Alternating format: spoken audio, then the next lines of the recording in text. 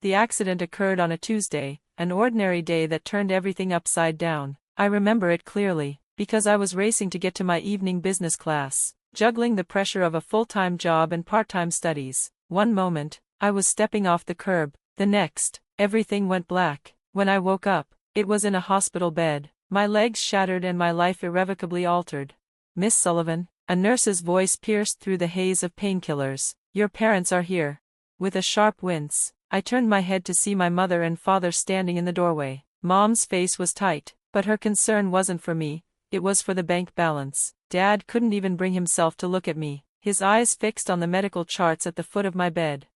"How much is this going to cost?" His first words weren't about how I was doing or even a simple, "Thank God you're alive." Instead, he dove straight into the cold calculations. The doctor explained the extent of my injuries, both legs broken, months of rehabilitation, physical therapy, specialized equipment. The list seemed endless, and I could see my father's face darkening with each detail. "We can't afford this," he muttered, then turned to me. "The business is already struggling. Your brother's tuition is due next month." Ah, yes, Michael, the golden child, the heir to Sullivan Manufacturing, the one whose education was an unquestionable priority, the one who would take over the family business. He couldn't be touched, but I was disposable. I tried to speak, but my throat was dry. "My insurance. Your basic insurance won't cover most of this," Mom cut in, her voice sharp. "We can't carry this burden, not now." I stared at them, numb with disbelief. "I'm your daughter, and Michael is our son," Dad snapped, his voice cold and indifferent. "The future of the company. We can't risk everything for you. You're 24, Sarah, you should be able to handle this on your own." 2 days later, my calls went unanswered. A week later, I got a text from Mom, "We've packed your things. The apartment lease is paid through the end of the month. We're sorry, but you need to figure this out yourself." Just like that, they erased me from their lives. No family, no home, and the medical bills mounting faster than I could keep track of. The only person who stood by me was my Aunt Claire, my mother's younger sister, the family's black sheep for choosing art over business. "Move in with me," she offered, visiting me in the hospital. "I have plenty of room above the gallery." Tears blurred my vision. "I can't ask you to take this on." "You're not asking, I'm offering," she insisted, squeezing my hand. "Besides, once you're up and about, you can help me with the gallery's accounts. That business degree of yours shouldn't go to waste."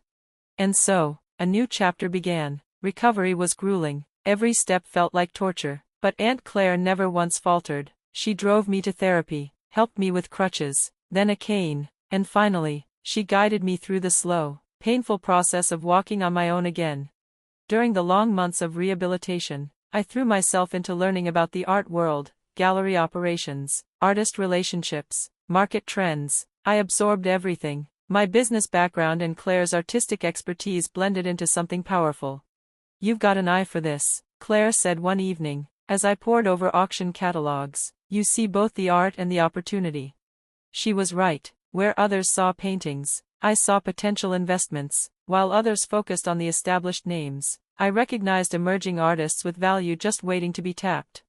I started building connections, using my business acumen to elevate Claire's gallery. A year after the accident, I launched an online platform, expanding the gallery's reach. 6 months later, we were managing private collections for some of the city's wealthiest families. What started as a modest local gallery had transformed into a respected name in the art world.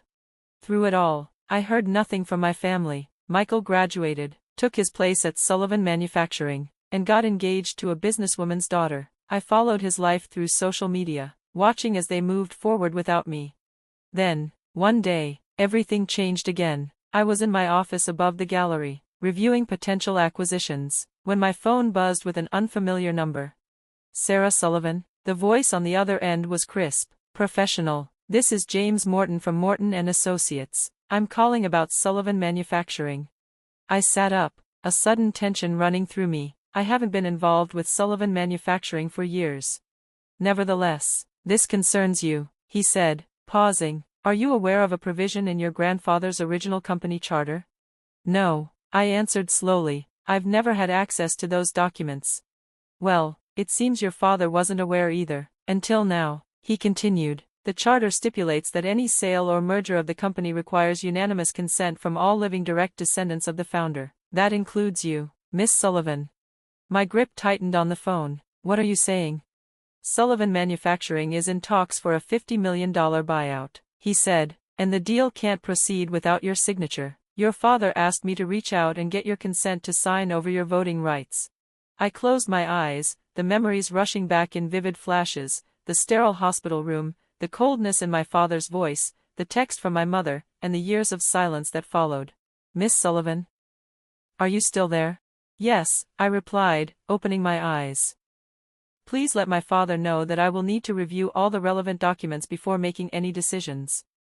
He can send them to my office at Claire Sullivan Gallery. Of course. Though, I believe your father was hoping to resolve this quickly. I'm sure he was, I replied, a smile tugging at my lips, though the lawyer couldn't see it. But I've learned quite a bit about contracts and fine print over the past few years. I'll need time to review everything thoroughly.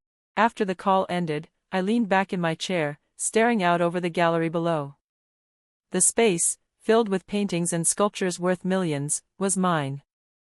I had built this, something valuable, without any help from my family or their approval. My phone buzzed again. This time, the number was one I hadn't seen in 5 years. Dad. I let it ring, the silence in my hand a quiet defiance. The next morning, a courier delivered a thick envelope to the gallery. Inside was the merger agreement, along with a letter requesting my immediate attention. The letter included a pre-signed release of voting rights, marked with bright yellow tabs at all the places I needed to sign. Aunt Claire looked over my shoulder as I spread the papers across my desk. Well, this is quite the turn of events. Grandfather always liked to dot his I's and cross his T's, I replied, skimming through the original charter. I wonder if Dad ever actually read it all the way through. Knowing your father, he probably thought he knew exactly what he was doing, Claire said with a sigh. Just like he thought he knew what was best for everyone else. I spent the next 3 days combing through every detail of the merger. Sullivan Manufacturing was being sold to Global Tech Industries, a much larger competitor. The urgency behind the deal became crystal clear. Global Tech's offer had a deadline. If the deal didn't close in 2 weeks, they would walk away. My father called 6 more times. Each time, I let the calls go to voicemail. His messages grew increasingly frantic. Sarah, please. This deal is vital for the company. Your brother has worked tirelessly to make this happen. Don't let personal issues derail this. On the 4th day, my mother appeared at the gallery. We're closed for a private event, the receptionist told her. I'm here to see my daughter, my mother's voice rang out, louder than usual, as if to make sure I heard. I walked to the railing and looked down at her. She seemed smaller now, less imposing than I remembered. Her perfectly styled hair and designer clothes couldn't hide the lines of worry etched on her face. Sarah, she called up, her voice shaky. We need to talk. I gave the receptionist a brief nod. It's okay, Lisa. Let her up. Mom's heels clicked against the stairs as she made her way up.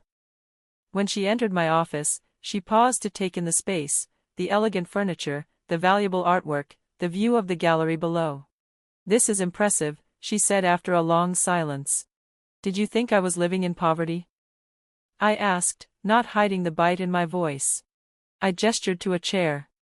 Please, have a seat. She hesitated but eventually perched on the edge of the chair, clutching her handbag as if it were a lifeline. Your father sent me, she finally admitted. I assumed as much, I said, sitting behind my desk. He's never been good at owning up to his own mistakes. Sarah, please. This merger is everything we've worked for. The company's future depends on it. The company's future?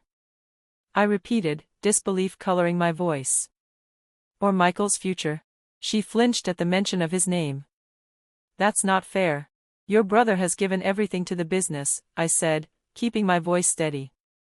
And I gave everything to recover from a near-fatal accident on my own. How is Michael, by the way? Still engaged to the venture capitalist's daughter, she replied, her eyes avoiding mine. They're getting married in June. I couldn't help the bitter laugh that escaped my lips. 5 years of silence, and now I'm suddenly invited to family events. How convenient. We made mistakes, she said, her voice softer now. But this merger, it's bigger than our family issues. Global Tech's offer is extremely generous. Yes, I've reviewed the terms, I said, pulling out the documents. $50 million, plus executive positions for Dad and Michael in the new company structure. Very generous, indeed. Then you understand why. She trailed off, her eyes pleading. Why you need my signature? I cut her off, my voice hard. Yes, I understand completely. What I don't understand is why I should help the people who abandoned me when I needed them most.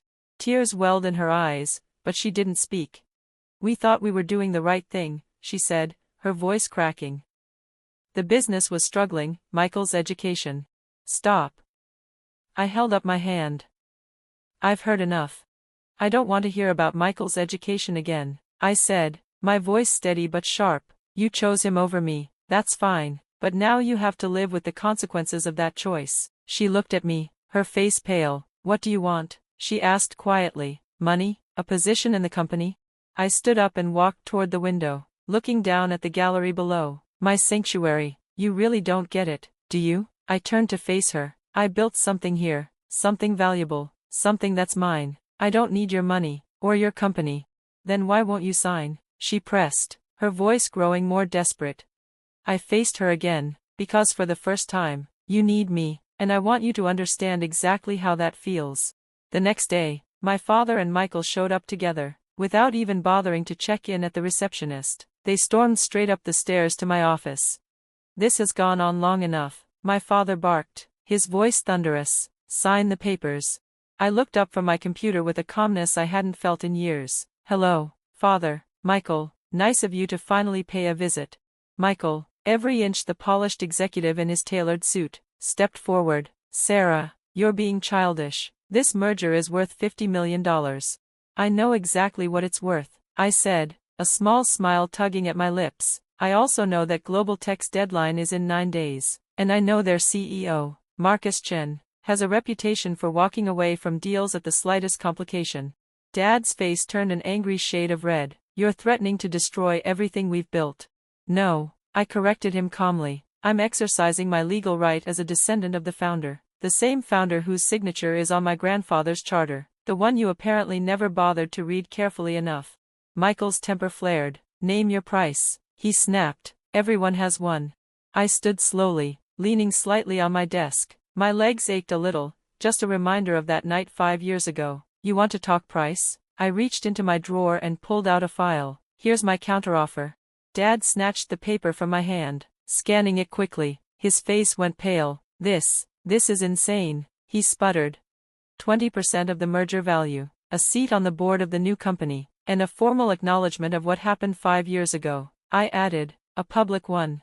Michael grabbed the paper from Dad, his jaw clenched. 10 million? You've got to be kidding.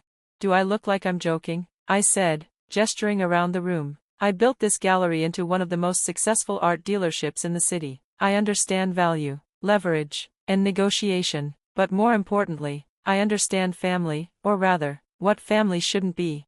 We can't possibly, Dad began, his voice trembling with frustration. You can, and you will, I replied, sitting back down. Otherwise, I'll let the Global Tech deadline expire. I wonder how Marcus Chen will feel when he finds out why the deal failed. A week later, I sat in a Global Tech conference room, watching my father read from a prepared statement in front of the board members and a crowd of press. 5 years ago, our family made a terrible mistake. Dad's voice cracked, filled with tight emotion. We abandoned our daughter, Sarah, when she needed us most. Today, as we embark on this new chapter for Sullivan Manufacturing, we acknowledge that error and welcome her as an equal partner in our future endeavors. I signed the merger documents immediately after. The $10 million was deposited into my account the same day, but it wasn't the money that mattered, it was watching my father, for the first time, admit his mistake in front of everyone who mattered to him. That evening, I returned to the gallery, where Aunt Claire was waiting with a bottle of champagne. To karma, she said, handing me a glass. To second chances, I corrected her, taking the glass. Some we give others, some we give ourselves. I surveyed the gallery, my gallery. Tomorrow, I'd be attending my first board meeting as one of Global Tech's directors. But this place, this was still my true success. My phone buzzed. A text from Mom, "Can we have dinner sometime? Just us?" I stared at the message, the weight of 5 years of silence pressing down on me. After a long moment, I typed my response, "Not yet, but maybe someday." 5 years ago, they threw me away when I was broken, assuming I'd never amount to anything. Now, I was stronger than ever, and they needed my signature to save their legacy. Sometimes, karma works in unexpected ways, and sometimes, the best revenge isn't about getting even, it's about rising so far above those who hurt you that they have to crane their necks just to see how far you've come.